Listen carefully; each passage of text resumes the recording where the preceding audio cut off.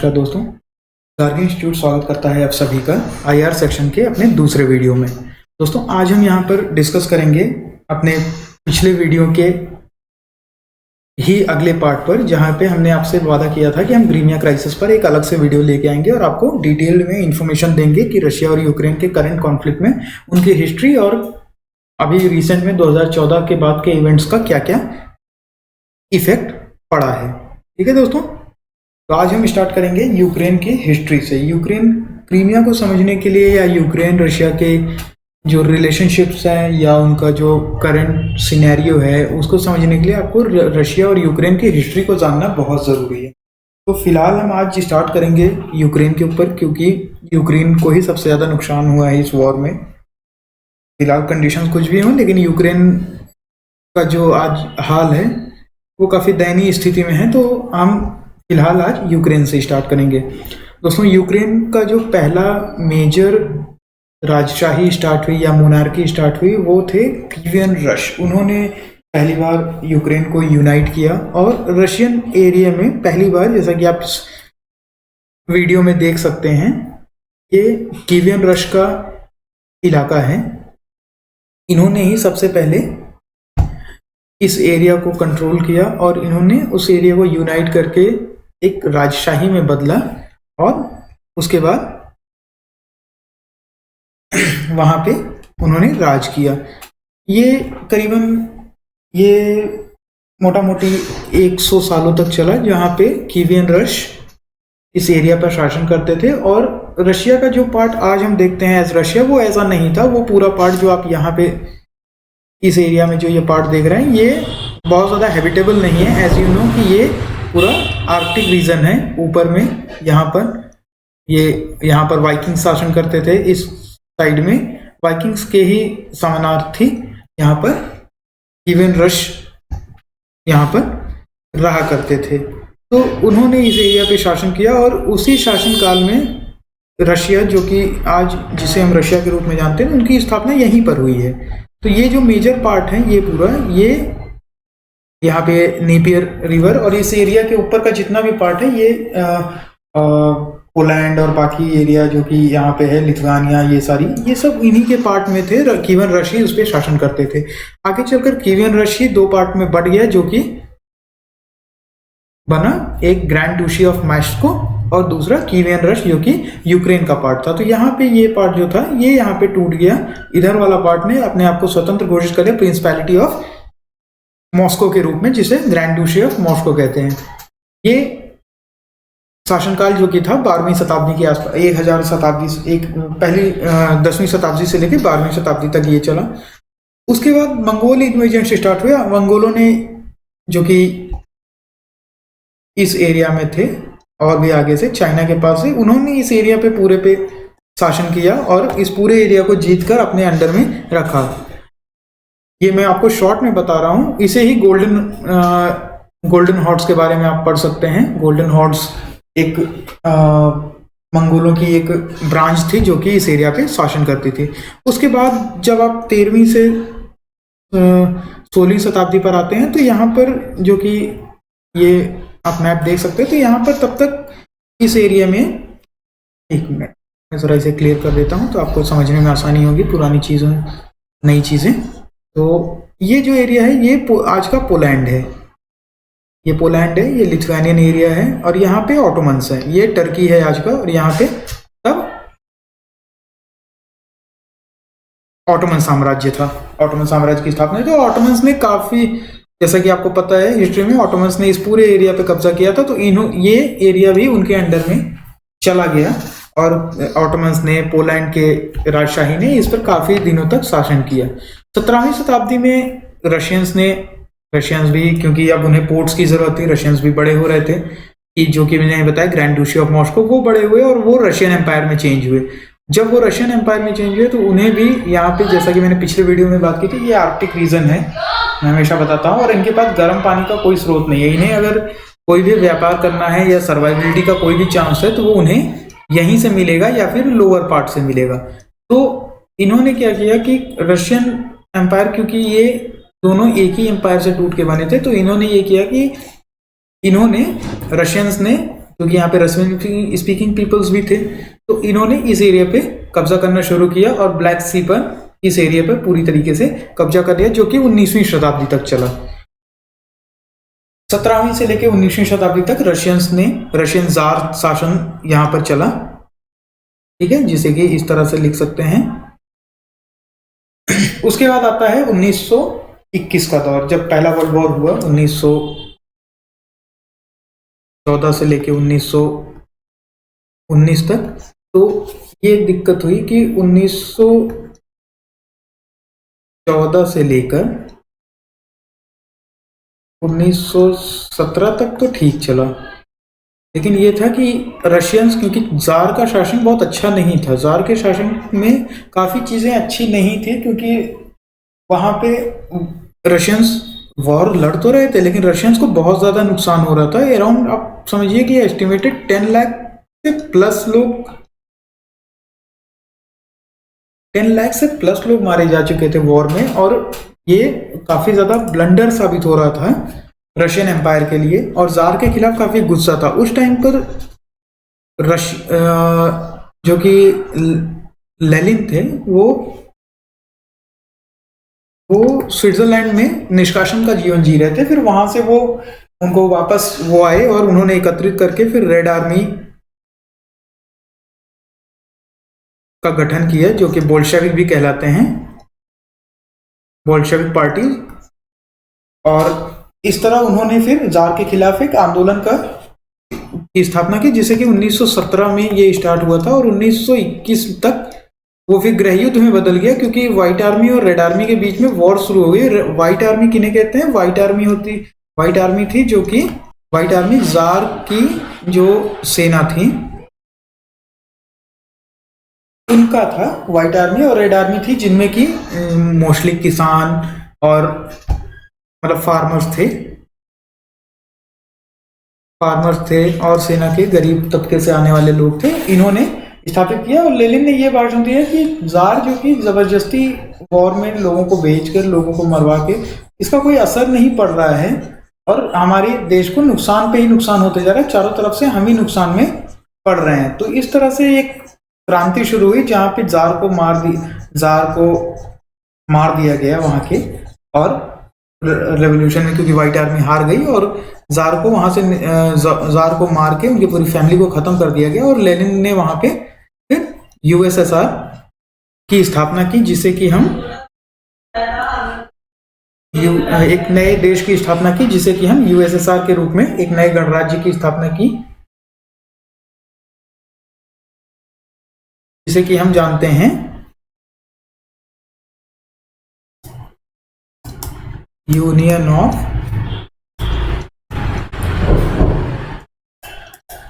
Soviet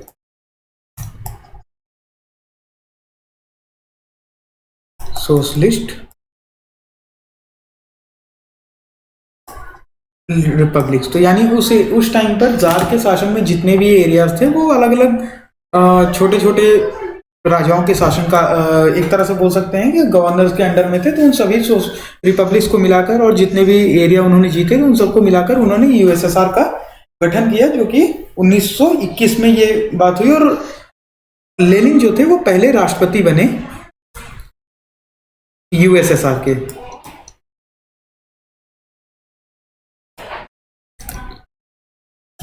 इनकी भी काफी एट्रोसिटीज थी। और इस तरह यूक्रेन जो है वो, क्योंकि रशिया के अंडर में ही था, तो यूक्रेन पे भी लेनिन का शासनकाल आ गया, और यूएसएसआर के अंडर में यूक्रेन भी चला गया। जब आफ्टर 1991, जैसा कि आप जानते हैं, मिखाइल गोर्बाचेव के टाइम पर सोवियत यूनियन 1991 में टूट गया, तो उसके बाद यूक्रेन भी 15 देशों में था, जो कि यूएसएसआर से टूटकर अलग हुआ और यूक्रेन नाम का एक नया देश बना। तो ये तो हो गई संक्षेप में यूक्रेन की बात। ठीक है, तो आप लोगों ने ये देख लिया कि जैसे कि यूक्रेन के बारे में हमने बात की, तो जहाँ तक कि उनके कल्चरल आइडेंटिटी है वो दोनों सेम है, क्योंकि दोनों का जो स्टार्टिंग पॉइंट है गिवन रश से ही है। बेसिकली यहीं पे सारी चीज़ें स्टार्ट हुई, और यहीं से चीज़ें आगे इस तरफ बढ़ी। तो बेसिक ये था कि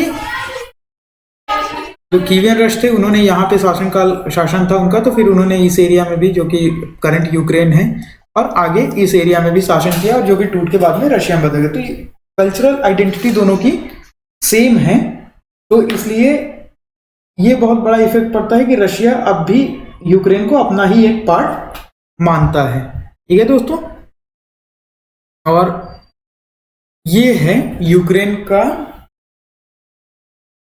उस टाइम का मैप जब यूक्रेन एक छोटा प्रिंसिपैलिटी हुआ करता था। जैसा कि मैंने बताया 17वीं शताब्दी में जाकर यूक्रेन को रशिया ने कैप्चर कर लिया था। उसके बाद यूक्रेन उस टाइम पे एक प्रिंसिपैलिटी ही था, और 1654 में जो कि एक इनके बीच में एक ट्रीटी हुई थी जिसे कि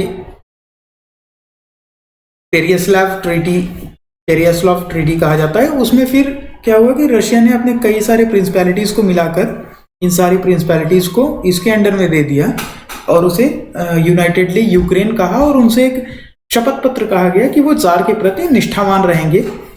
और इस तरह से यूक्रेन का जो साइज था वो प्रिंसिपैलिटी से बढ़कर एक देश जैसा, एक ऑटोनमस एरिया जैसा बन गया। 1939 और 1900 ये फर्स्ट वर्ल्ड वॉर के बाद रशिया ने जब वहाँ पे सोशलिस्ट रिपब्लिक यूएसएसआर की स्थापना की, तो ये सारे पार्ट भी यूक्रेन में मिला दिए गए, क्योंकि एक देश था, उन्होंने अपने हिसाब से एक राज्य जैसा उसे क्रिएट किया और उन्हें बना दिया। दूसरी, जब सेकेंड वर्ल्ड वॉर हुआ तो ये पार्ट जो कि जर्मनी और पोलैंड का एरिया था, उस पर जितना भी कैप्चर किया और उसे यूक्रेन के यूएसएसआर ने अपने साथ मिला लिया।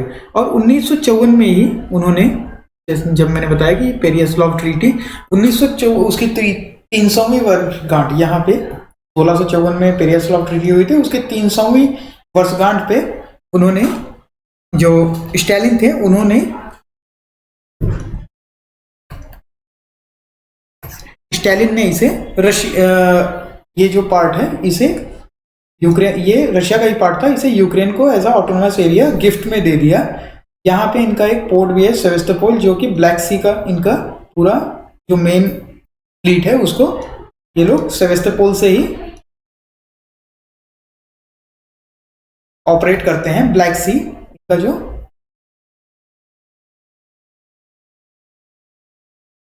ब्लैक सी का फ्लीट है। ठीक है, अब क्योंकि देखिए बात, जैसे कि आप जानते भी हैं कि एक देश था, यूएसएसआर के अंडर में ही सारे देश थे, तो उसको कोई फर्क नहीं पड़ता था कि यूक्रेनिया रशिया के अंडर में जाए या फिर रशिया जैसा कोई देश था ही नहीं पहली बात तो वो किस ऑटोनोमस रीजन के अंडर में है उन्हें कोई फर्क नहीं पड़ता, क्योंकि पूरा, जब जैसे भारत है, अब भारत जैसे किसी भी राज्य को या किसी भी एरिया को कहीं भी दे सकता है। लाइक एनसीआर बना रहे हैं तो वो उठा के कोई भी मेरठ वाला एरिया है दिल्ली में डाल सकते हैं, ऐसा करके वो करते रहते हैं। लेकिन जब मान लीजिए कोई रेवोल्यूशन ऐसा होता है जहाँ पे कंट्री के कुछ पार्ट्स अलग होते हैं, कोई स्वतंत्र होता है, तो उस टाइम पे ये चीज़ें थोड़ा सा कॉम्प्लिकेटेड हो जाती हैं, क्योंकि एक देश के अंदर तो आप कुछ भी, कोई भी राज्य, कोई भी शासन किसी के अंदर में डाल सकते हैं, अल्टीमेटली तो वो आपका ही है। लेकिन ऐसा जब देश आज़ाद हो जाते हैं तो ऐसा सेम कंडीशंस नहीं फॉलो हो पाती। ठीक है, और दूसरी जो कि मैंने बताया आपसे कि कल्चरल इनकी इंटीग्रिटी सेम है, आइडेंटिटी भी काफ़ी मैच करती है। तो आप ये देखिए कि ईस्टर्न यूरोप, ये सबसे बढ़िया बात है कि आज जो वॉर हो रही है वो इस एरिया में ही हो रही है। बेसिकली इस एरिया में अभी वॉर चालू है, ये तो कैप्चर भी इन्होंने कर रखा है और वॉर इसके लिए चालू है।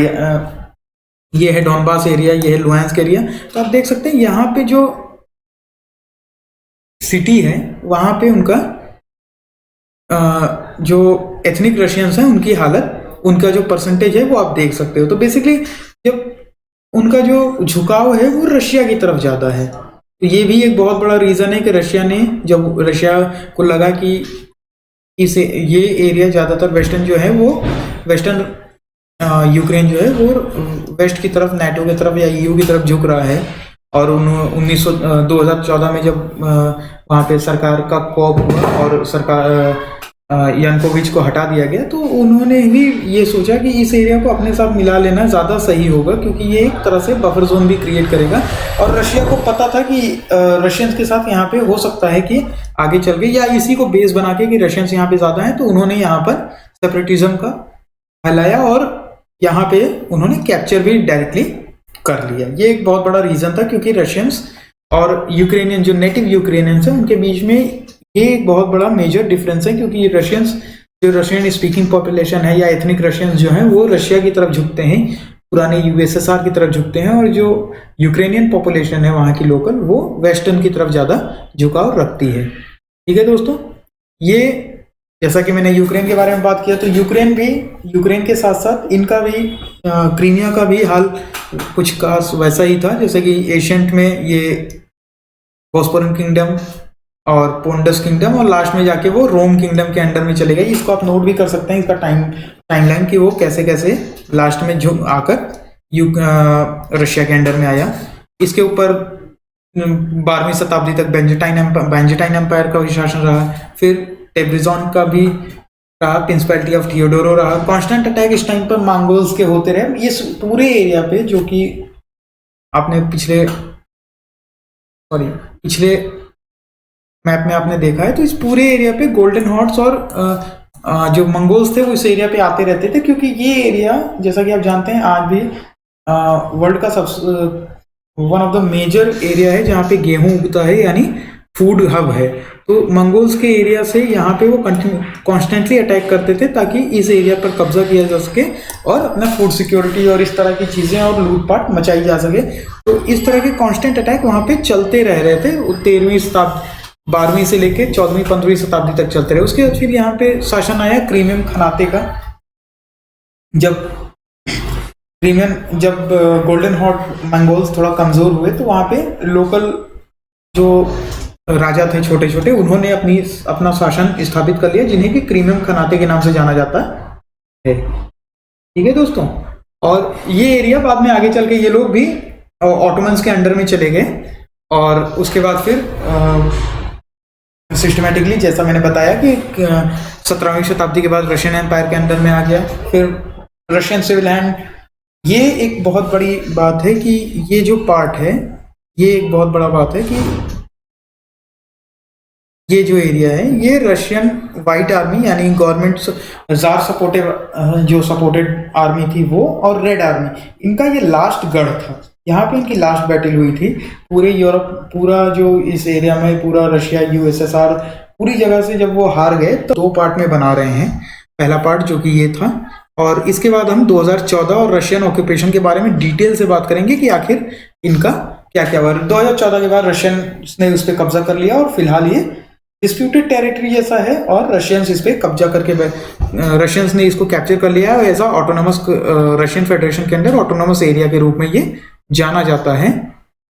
और इसके बाद क्योंकि ये वीडियो थोड़ा लंबा हो रहा है और उतना टाइम आप लोग नहीं दे पाएंगे इस वीडियो पे, तो हम इसे नेक्स्ट वीडियो में कंक्लूड करेंगे, जहाँ पे हम आगे बात करेंगे यहाँ की पॉलिटिकल क्या क्या इंस्टेबिलिटी कैसे हुई, और वहाँ के आगे कैसे कैसे बढ़े, और आगे क्या क्या हो सकता है। इन सब चीज़ों के बारे में हम बात करेंगे, और इन महाशय के बारे में इन्होंने क्या किया, या इन महाशय के बारे में इन्होंने क्या कर रहे हैं, इन सब के बारे में हम अगले वीडियो में बात करेंगे। तब तक के लिए नमस्कार, और आप सभी देखते रहिए, लाइक शेयर सब्सक्राइब करते रहिए, और दोस्तों को ज्ञानवर्धक बातें बताते रहिए। नमस्कार।